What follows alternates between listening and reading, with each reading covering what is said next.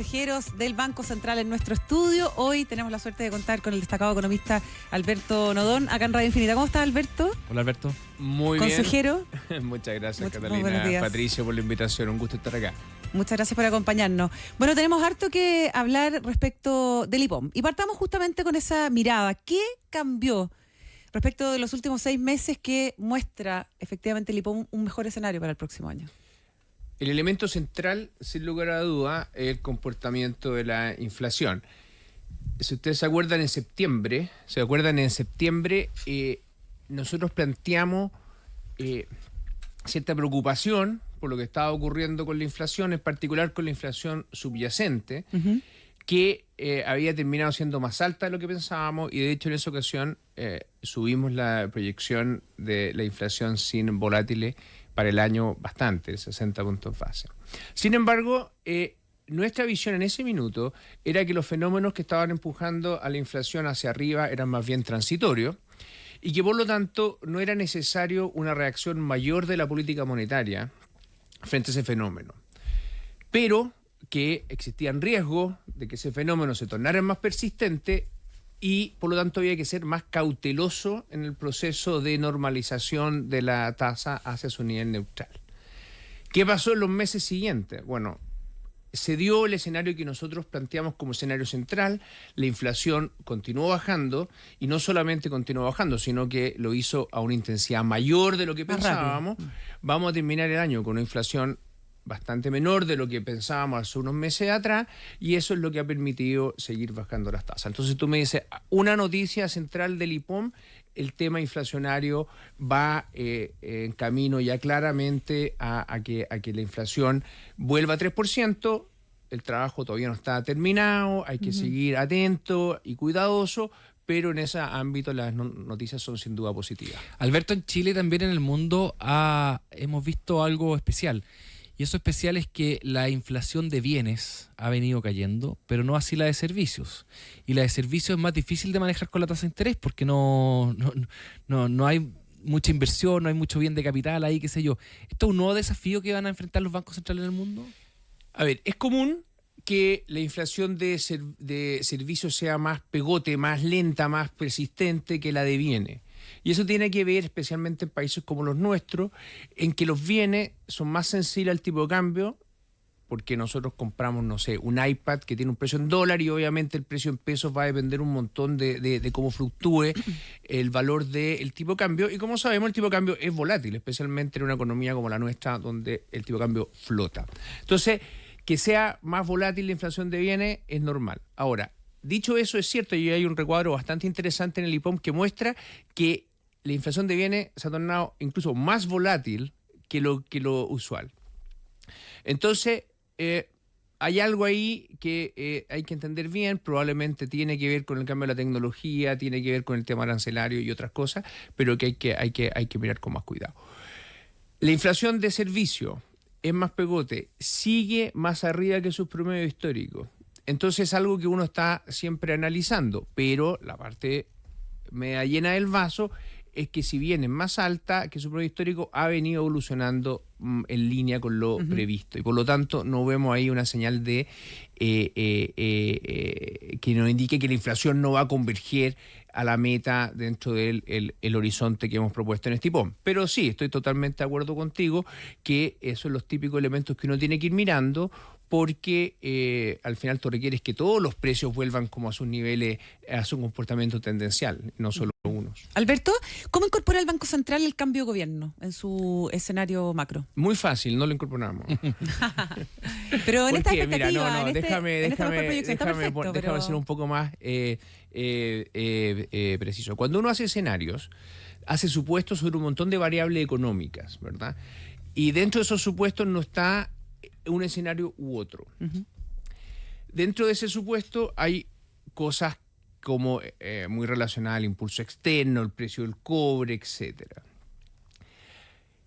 En este escenario también se ancla a los datos actuales de las cosas, niveles de expectativa, precios, la bolsa, las tasas de interés, que sin duda recogen de manera indirecta esos fenómenos y otros. Entonces, ¿está incorporado? Sí, porque uno al tomar los precios de los activos financieros en particular, de alguna forma recoge la sensación ambiente. ¿Hace el Banco Central un supuesto específico respecto de un escenario político versus otro? Claramente no, ¿ya? No lo hacemos. Pero a mi juicio sí está incorporado de alguna manera al recoger los precios de los activos financieros dentro de las variables que uno utiliza. La otra cosa que también somos bien precisos, nosotros no incorporamos ni proyectos de ley, menos aún discusiones que se den en torno a las campañas, ¿verdad?, como elementos de nuestras proyecciones. Lo que nosotros típicamente hacemos es que cuando un proyecto de ley se transforma en ley o está demasiado próximo y es evidente que va a transformarse en ley, si es que tiene impacto económico, se van incorporando. Pero en ese sentido somos bien cuidadosos, ¿verdad?, de no, déjame ponerlo entre comillas, de no hacer apuestas sobre, mira, esto va a ocurrir, esto no va a ocurrir y ese tipo de Porque debate. sí, igual hay políticas que podrían eventualmente consolidar el crecimiento, así como hay otras políticas que podrían perjudicar el empleo. O sea, y en eso sí el Banco Central ha tenido informes técnicos. Nosotros, respecto de los temas de política pública, participamos siempre que nos invitan al Senado o a la Cámara, más bien al Senado, nuestra relación tiene más que ver con el Senado, con la Comisión de Hacienda, participamos y damos opiniones técnicas respecto de aquellos proyectos que nos invitan a opinar y que son de nuestro ámbito. Nunca damos opiniones sobre proyectos de ley, no es nuestro negocio hacer análisis de políticas públicas sobre proyectos en general. Entonces, es obvio que hay buenas políticas y malas políticas, pero también es bien obvio que no es el Banco Central el llamado a analizar cuáles políticas son buenas o malas en ámbitos, obviamente, que no tienen que ver con su quehacer. Perfecto. Entonces, en el IPOM no está incorporado el recorte de 6.000 millones propuesto por el No está presidente incorporado, obviamente, no está incorporado por dos razones. O sea, la primera es que, primero, nosotros vamos incorporando, como te decía, las políticas, y la política fiscal obviamente es muy importante, en la medida que hay, en medida que son elementos ciertos. Entonces, por ejemplo, en mayo que viene, el nuevo gobierno va a tener que presentar su decreto y su proyecto de política fiscal. En ese minuto, ¿verdad?, será incorporado. A medida que los gobiernos van presentando sus informes de finanzas públicas, vamos incorporando las distintas proyecciones, ¿verdad? Y esa es la forma en que procedemos. Estamos conversando con Alberto Naudón, consejero del Banco Central. Alberto, en un recuadro del IPOM hablaron de un cambio, explicaron el cambio en la tasa neutral de interés. El punto medio del rango era 4 y ahora es 4.25. ¿Por qué lo hicieron y qué implicancias tiene esto? Respecto a tasa neutral, déjame primero, se me va a salir lo de profesor universitario acá, pero una pequeña clase, digamos, 30 segundos. En la economía hay cientos de tasas de interés. Entonces, cuando uno habla de la tasa de interés neutral, lo primero es precisar qué tasa es, ¿ya? Es una tasa típicamente real, que sería una tasa en UF, de muy, muy corto plazo, lo que sería el equivalente a la tasa interbancaria, que es como la tasa de un día para otro, y que por lo tanto una tasa que no tiene ni riesgo, ni premios por plazo, etc. Entonces, no tiene mucho que ver en su nivel con la tasa con que uno va a conseguir un crédito hipotecario, con la tasa que uno va a conseguir un crédito de consumo, ni es necesariamente igual a la tasa de largo plazo en la economía. Es una tasa que es de alguna manera el símil de la tasa que el Banco Central determina en las reuniones de política monetaria, pero en su versión real. Ahora, esa tasa, además, uno la puede analizar en distintos horizontes, porque la tasa que fija el Banco Central, la tasa de política monetaria, en un minuto puede llegar a ser muy alta, llegó a ser 11,25 en su minuto, en otros minutos puede ser muy baja, llegó a ser 0,5 durante la pandemia. Entonces, esa misma tasa uno tiene que decir, bueno, ¿en qué horizonte la estoy mirando? La tasa neutral que nosotros publicamos tiene que ver con la tasa en un periodo de muy largo plazo. más fácil, es como la tasa promedio que uno esperaría en un periodo, no sé, de 10 años, por decirlo así. Ok, esa tasa, en una economía como la nuestra, tiene mucho que ver con lo que pasa en el mundo. Chile es una economía abierta y por lo tanto las condiciones financieras que enfrenta Chile tienen mucho que ver con las condiciones financieras del mundo. Y nuestra impresión es que en el equilibrio de ahorro e inversión en el mundo, no en Chile, en el mundo, ha ido cambiando. El ahorro en el mundo ha ido disminuyendo, en parte porque algunos factores demográficos que lo habían empujado hacia arriba han ido cediendo, y en otra parte porque los temas fiscales y los déficits fiscales en el mundo han ido aumentando, lo que también ha ido afectando al ahorro. Entonces, menos ahorro. Y por otra parte, hay muchos temas de inversión que pareciera que han ido en la dirección contraria, aumentando, especialmente aquellos asociados a la inteligencia artificial. Entonces, más inversión, menos ahorro en el margen, empuja las tasas de interés hacia arriba. Y eso es básicamente lo que está detrás de esto. 0,25. ¿Es un gran cambio? Yo diría que no. O sea, es un cambio, es relevante, obviamente, ¿verdad? Como tú mencionas, es una de las noticias de este IPOM, pero cuando uno lo mira en perspectiva histórica, no es un cambio de una dimensión muy grande. Yo ayer hice una presentación a analistas, ¿verdad? Y hay un gráfico, lo pueden ver, porque todas nuestras presentaciones quedan ahí en la página web del banco, donde yo grafico la tasa real de política monetaria en Chile desde el año 87 hasta hoy en día. Cuando uno va y uno mira el periodo 87-2000, más o menos, las tasas reales de política monetaria en promedio eran como 6%. La política monetaria era real en esa época. Gran parte, claro, era real de hecho hasta durante ese periodo. Y la tasa real promedio que se usaba como política monetaria, que era el pagaré a 30 a 90 días durante un periodo, después fue la tasa interbancaria real, era del orden de 5,5%. Después las condiciones del mundo cambiaron muy fuertemente y si uno mira el periodo 2000-2020, antes de la pandemia, en promedio esa tasa es más bien 0,6%, o sea, una tremenda diferencia. Sí. Lo que hemos propuesto nosotros es un cambio que obviamente en una perspectiva histórica no es tan grande, pero sí apunta a la dirección de tasas que en promedio van a ser un poquito más altas. Alberto, también hablando de cambios, la consejera saliente Stephanie Griffith-Jones mencionó de que el Banco Central debería revisar el PIB potencial, probablemente aumentarlo. ¿Eso es algo que tienen planeado hacer? Nosotros revisamos el PIB tendencial, que es como el crecimiento promedio de la economía en periodos muy largos, de nuevo, una década, casi todos los años. Yo creo que en la práctica lo hemos hecho todos los años. Y es por lo tanto la posibilidad de que lo hagamos el año que viene existe, especialmente porque finalmente vamos a tener disponibles los datos del censo. Ahora, ¿cuándo lo vamos a hacer y la dirección en que va a ser ese cambio es algo que no conocemos? Lo vamos a avisar en su minuto, ¿verdad? Entonces, no podría darte información respecto de ni de cuándo va a ser ni en qué dirección. Ahora, hay un concepto marginalmente distinto, pero que es muy importante en la política monetaria, que no es el PIB tendencial, sino que lo que nosotros llamamos el PIB potencial. PIB potencial tiene que ver con que, imagínense que el PIB tendencial es como la capacidad de crecimiento de la economía en un periodo largo, pero a veces esa capacidad puede ser un poquito mayor, a veces un poquito menor. Y eso es lo que llamamos el potencial, que tiene implicancias importantes para la política monetaria. Eso hay cierta evidencia que ha estado aumentando. De hecho, nos hemos corregido, si usted se fija, en nuestra proyección de crecimiento de manera sistemática hacia arriba. Partimos pensando que este año íbamos a crecer del orden de algo menor que 2%. Había un rango, ¿verdad? Pero si uno busca el punto medio, estaba como por ese lado. Y vamos a terminar creciendo 2,4%. Y también hemos ido aumentando nuestra proyección de crecimiento hacia adelante.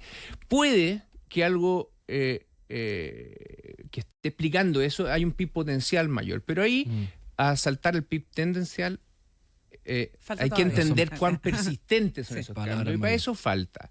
Y requiere más análisis. Estamos con Alberto Nodón, consejero del Banco Central, hoy día con nosotros en Más que Números de Radio Infinita. Y a propósito del crecimiento para Chile, le quería preguntar, estábamos comentando justo recién con Pato, el precio del cobre hoy día, $5.50 en el COMEX y $12.000 la tonelada en Londres. Están niveles súper elevados, ¿no? ¿Cuánto de eso se traduce efectivamente en crecimiento para Chile? Bueno, primero que es una noticia muy buena. Obviamente tiene efectos fiscales relevantes, y no solo eso, sino que en la medida que estos cambios son más persistentes, es lo que empuja a la inversión en el sector minero hacia arriba. Y es esa inversión en el sector minero lo que a su vez ayuda a que el resto de la economía crezca, no solamente porque mejora la capacidad de producción en el sector minero, sino porque hay un montón de lo que los economistas llamamos spillovers, como efectos de rebalse, digamos, hacia otros sectores que están de una u otra manera interrelacionados. Entonces, es una noticia buena, obvio que es muy buena. ¿Cómo va a impactar el crecimiento? Va a ir dependiendo de cómo vaya impactando la inversión minera y cómo eso vaya a su vez impactando al resto de la economía. Y todo eso tiene que ver mucho con la persistencia de estos efectos. La buena noticia es que pareciera que los fundamentos detrás del mayor precio del cobre son algo también más persistente. En nuestra proyección no es para que el precio del cobre se quede pegado sobre los 5 dólares, ¿verdad? Sí. Por onza. Que hay algunos bancos que por dicen que puede llegar a tiempo. 6. Sí, hay gente que dice eso, pero si tú fijas en nuestras proyecciones, nosotros hemos revisado hacia arriba el precio del cobre para los próximos 2-3 años, no a los niveles de sobre 5%, pero sí hay algo que pareciera ser más persistente, que tiene que ver con la inversión en los todos temas relacionados con la inteligencia artificial, los data centers, etcétera. Entonces, una buena noticia. Y el correlato de eso, de hecho, ha sido que parte importante de esta mayor inversión que hemos tenido, a uno quizás pasó un poco como colado, pero este año la inversión va a crecer cerca de 7%. Hace mucho tiempo que la inversión no crecía tanto. Ahora, cuando uno mira que hay atrás de ese 7%, es principalmente minería, que ha estado muy, muy dinámica en materia de inversión. Hay algo de energía. Todavía estamos, ¿verdad?, ahí a la guaite de que esto se expanda a más sectores. Hay ciertos indicadores, algo incipientes todavía, que eso podría ocurrir, pero sin duda el precio del cobre es parte importante de esa historia. Alberto, históricamente cuando el cobre subía, como lo ha hecho este año, el tipo de cambio caía y caía con fuerza. Y en el último tiempo, diría yo, por lo menos este año, el dólar ha estado como menos sensible al cobre. Y también hay otro tema que ha aparecido poco en prensa, pero que está ahí dando vuelta, que es una preocupación que tiene la Superintendencia de Pensiones respecto a apuestas que han hecho las AFP, como $5.000 millones en derivados de tasa de interés, comprando tasa afuera, qué sé yo. Son $5.000 millones, o sea que podrían mover el mercado. ¿Es algo que también ustedes están mirando? ¿Creen que esto puede afectar la estabilidad de precios, la estabilidad financiera? A ver, respecto de la relación cobre-dólar, el dólar es un precio y por lo tanto es el resultado de muchos factores. Entonces, no siempre uno puede tomar dos de esos factores o un factor en particular y esperar que el tipo de cambio se mueva como si estuviera solamente explicado por el cobre. Hay otras cosas pasando. Entonces el tema ahí es que, bueno, no solamente el cobre se han movido otras cosas que también han incidido en el cobre. Pero el cobre sigue siendo un driver relevante de los movimientos del tipo de cambio. En una nota un poco distinta, y esto es una opinión personal, no necesariamente no está dicho en el IPOM, ni refleja necesariamente lo que mis colegas en el Consejo dicen, pero a mí personalmente me cuesta cuadrar el círculo de por qué el tipo de cambio se quedó tan arriba en un contexto donde muchos otros indicadores financieros han vuelto a niveles normales o incluso mejores. Los CDS, los riesgos país de Chile son bajos, el diferencial de tasa local contra el Tesoro americano, por ejemplo, está en niveles bajos, pero post estallido, por decirlo así, post pandemia, el tipo de cambio real se fue quedando más arriba. Entonces, ¿cuánto de esta disminución en el tipo de cambio que estamos viendo es más coyuntural o una corrección respecto de niveles que se quedaron más arriba. Yo creo que una pregunta muy interesante, no está obviamente abarcada en el IPOM, pero yo sí concuerdo contigo que hay algo en el comportamiento del tipo de cambio que a mí personalmente, cuando uno lo mira en términos reales, en una perspectiva más larga, todavía me cuesta... falta explicación ahí. Me falta entenderlo perfectamente. Dicho eso, sí creo que el precio del cobre sigue siendo importante y hay una relación bien clara entre el tipo de cambio y el precio del cobre. Ahora, respecto de la segunda pregunta, que es lo de la AFP, Sí. ahí diría yo que hay dos temas. Uno, si eso está o no afectando a la dinámica del tipo de cambio hoy día. Mi impresión es que no es un elemento demasiado importante. La mayor parte de las inversiones en derivados son afuera y son en tasa, ¿verdad? En Estados Unidos. No creo que tenga mucho impacto en el tipo de cambio. Y sobre posibles temas de estabilidad financiera, nosotros algo dijimos en el último IEF, que es un tema que hay que obviamente mirar, pero ahí el encargado, la super de pensiones y la que tiene que hablar con la AFP y velar porque las inversiones de la AFP estén dentro de la normativa. Sí. Es la AFP y esa es la super, y por eso tienen ellos, esa es una cosa que escapa al Banco Central. Estamos con Alberto Nodón, consejero del Banco Central, que este año cumplió 100 años el Banco Central, ¿no es cierto? 100 años, de los cuales yo he estado 25 en él. Sí, lo conversamos la última vez que vino a conversar con nosotros. Oiga, consejero, ¿usted cree que la ciudadanía entiende mejor hoy día el rol del Banco Central y lo importante que es conservar su autonomía? Mire, ayer fuimos a saludar al presidente electo, a José Antonio Kast, que es una tradición. Esto no es que, ¿verdad? A mí me ha tocado con dos presidentes, me ha tocado con el presidente Boric y me tocó ahora con el presidente Kast. Antes también se había hecho con otros presidentes. Y si hay algo que a uno lo pone orgulloso, es que independiente de las visiones de país, que son obviamente distintas, independiente de las preocupaciones centrales de los distintos gobiernos, que obviamente son distintas, la valoración respecto del Banco Central como institución y como una institución técnica e independiente es muy alta. Así lo hizo saber el presidente Boric cuando lo fuimos a ver, lo hizo también presente el presidente Kast cuando lo fuimos a ver ayer, y eso habla de un reconocimiento social a la labor del banco y a su importancia en el bienestar de las personas. ¿Y esa valoración estuvo en cuestión en algún momento del A mí me parece que no. Años? De hecho, cuando una cosa interesante es que cuando uno ve el debate constitucional que tuvimos en los últimos años, que, seamos francos, pusimos en cuestionamiento muchas cosas centrales de nuestra institucionalidad, mi visión es que aquellos elementos más centrales de lo que es el Banco Central, su independencia y su foco en la inflación, no estuvo en discusión profunda. Obviamente siempre hay gente y siempre hay opiniones discordantes, pero cuando uno ve el debate como un todo, creo que había un acuerdo muy importante en mantener esos elementos. Nuestras encuestas también muestran que la ciudadanía ha ido valorando más nuestro rol, y esto obviamente no es gracias solamente a lo que hemos hecho en los últimos años. Acá hay una labor muy larga de muchos años, mucha gente. El Banco Central trabaja más de 700 personas, y esa labor día a día chiquitita que quizás no se conoce tanto es la que ha hecho que el Banco Central sea valorado, y en estos 100 años eso se notó. Muy bien, Alberto Nodón, consejero del Banco Central, hoy día con nosotros en Más que Números. Muchas gracias por haber venido. Alberto. Muchas gracias a ustedes por la invitación. Felices fiestas. Que estén bien. Felices fiestas, sí.